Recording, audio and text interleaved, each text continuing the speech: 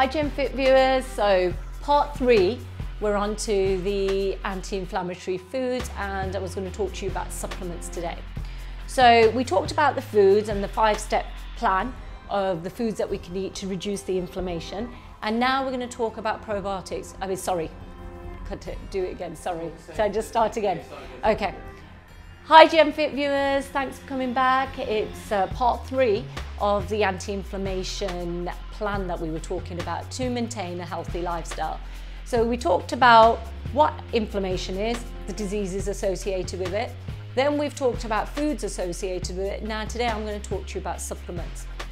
First of all, I just want to say though, when I'm talking about supplements, this is for information.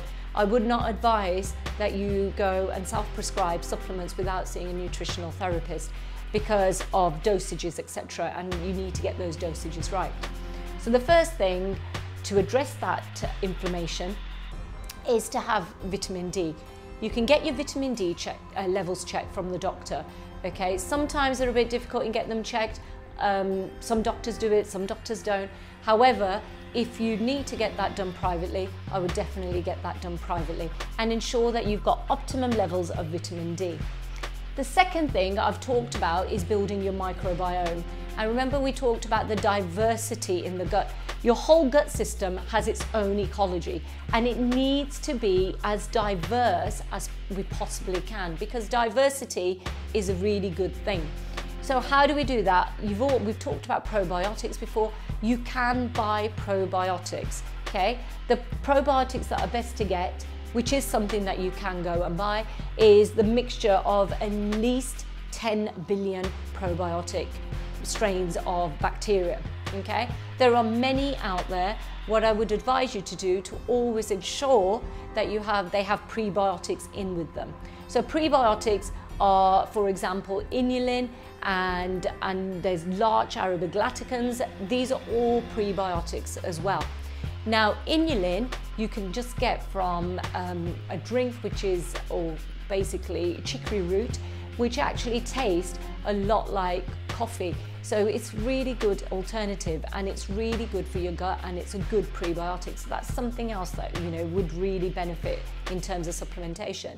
Another thing that is good for in terms of supplementation is fish oil. Fish oils, we are not eating enough oily fish and we're not getting enough of our omega-3s and our omega-6s. Okay, primarily omega-3s. And those omega-3s you find in oily fish.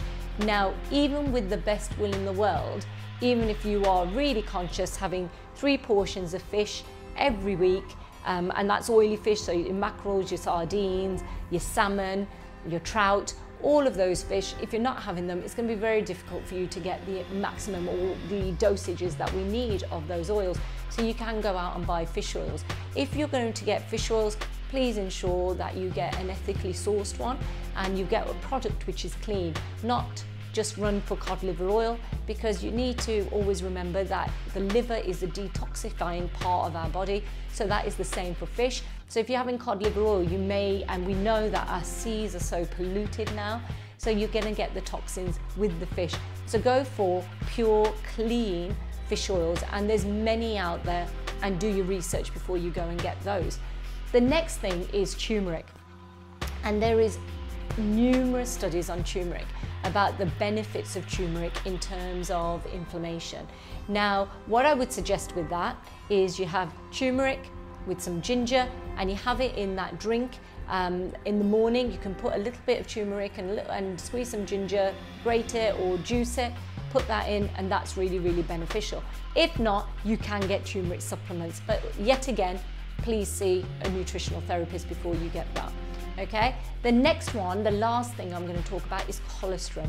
So colostrum is what the mother produces, or any mother produces, even animal mothers produce, when after a birth of a baby. And that colostrum is excellent because it's got really, really, really good antibodies to support the baby's gut and immunity, because a baby isn't born with immunity and it starts developing immunity through colostrum. That's why they say that breastfeeding is so important. But you can actually buy colostrum, which is animal colostrum, but just ensure that it's organic, it's clean, and that is really, again, beneficial for healing that gut and to reducing your inflammation and supporting your body's health, well-being, your internal organs, and so those are the supplements that we would suggest following a healthy plan for to avoiding autoimmune diseases.